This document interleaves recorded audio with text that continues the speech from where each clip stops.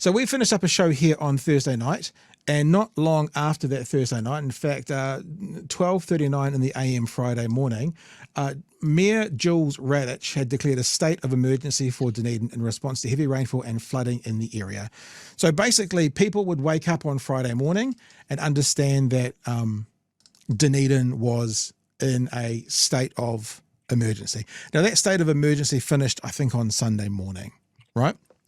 So what I found particularly interesting about how this government operates and runs the country is about 19 hours after that, the response from our Prime Minister was to tell the whole of the country that he was off to the Kiwi Indian Hall of Fame Awards in a PR exercise that I think couldn't have had any less sense around it, Chewy. So there's the Prime Minister. We're in a state of emergency in one part of our country. People are literally trying to bail out their houses. And one of the responses from this Prime Minister on this day was to, for some reason, stand like that, but to escalate and echo to the nation that that's what was on his mind whilst Dunedin was going through what it was going through. We're going to watch a clip at the moment when Mark Mitchell states in this clip, quote, "That's why we always turn up early." Mark Mitchell's going to say that in a clip we're about to see from the stand-up. That's why we always turn up early. Well, on Friday, when the state of emergency was declared, the Prime Minister was at a gala dinner that evening. He didn't turn up. In fact, he turned up about 24 hours after the state of emergency finished. Let me play you this very short clip. It's only a minute long, and this is the Prime Minister being asked about something that was mooted by the council here. The council here mooted the idea we need a plan for the flooded, the areas of Dunedin that flood. We think the plan is to buy these houses out. Now, this is not based on this weekend's events. This is based on 2015's events and beyond. And last year, this government said, nah, not going to do that. We're not going to buy out those houses. And then we've got another flood. One of the difficulties is, I should have said last year, I think it was put in last year, it was decided this year. One of the difficulties is, of course, these guys didn't even know about that. And of course, if it's a difficult question, Luxon tends to run away and hand it off to Mark Mitchell. Listen out for that word, that sentence. We always turn up early, he's going to say. Prime Minister, why did your government reject Dunedin City Council's proposal for funding to buy out homes in low-lying areas, in areas that have flooded here in South Dunedin? I'll let Mark talk to that with respect to impacted properties and where we're working our way through that. Yeah, so to my knowledge, we haven't had any requests at all in terms of dealing with those issues. Because we're not talking about this weekend. 11 properties that have been red stickered, primarily because of the slips. So it's not safe for people to be in them. Obviously, the council now will be doing work around whether or not there can be mitigation done to allow those people to return. But look, the reason why we're here and we always turn up early is because we want to partner with local government to make sure that people are looked after. Sorry, to clarify. Did you get that? Did you hear it, folks? Why we always turn up early? Should we play it again?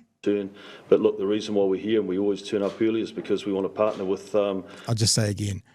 State of emergency, Luxon Gala.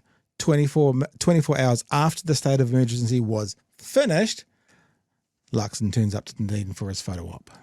With local government to make sure that people are looked after. Sorry, to clarify, this was before this flooding. Since the 2015 floods, last year Dunedin City Council put a proposal to government that this year was rejected, asking for money to buy out houses in low-lying areas. I'd have to go back and check on the detail on that. So, Chewy, last year the DCC said, as part of our plan, part of our climate mitigation plan, part of the issues we have is we need to, these houses that are flood prone, we need to buy those up and central government needs to be involved. Central government said no, those houses are flooded again this time around. That's my first part of the conversation around flooding, Chewy. You're welcome to jump in now. Yeah, so I want to link this back to something that they've been very keen to buzzword the shit out of when we talk about climate change, and that's climate mitigation. Yeah. Like we can't stop the climate from changing. We have to adapt. Now, for a lot of places around New Zealand, And you can look at Auckland, you can look at the East Coast, or all the places that were afflicted when that cyclone came through. Lots of people have built homes in stupid places. South Dunedin down here is built on an old tidal mud flat. There's houses that are built in valleys over old streams and all of that sort of stuff. And water will always remember where it used to be. Tough. Yeah. That's where your house is. So when we're talking about something like climate mitigation, what you are talking about is buying people's homes and giving them money to go and get a home somewhere else out of a danger zone. Here in Dunedin, South Dunedin is an incredibly dense housing area, and it's mainly older or poorer people. Certainly poorer. So that's why I was able to afford a house down there.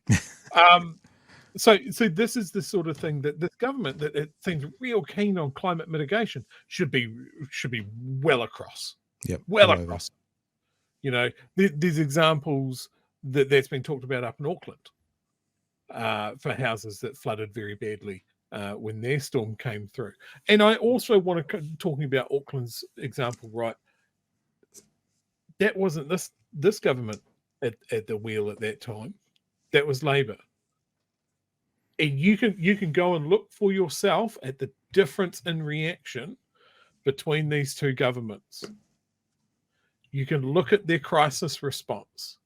Look how different it is. When people say it doesn't matter who I vote for, they're all the fucking same. The proof is in the pudding here. Yeah. Luxon went to a gala. Okay, we're not privy to the discussions that may have happened between central government and local government. What do you need? Do you need us to come down?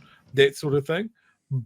But the optics, putting on your suit and going to a gala event while Dunedin buckles down and wonder what the morning's going to bring, Luxon hasn't got the political instincts. It's tone deaf. He never has. He never has. And when the chance comes to show us what he's made of, he does. Nice tucks, bro.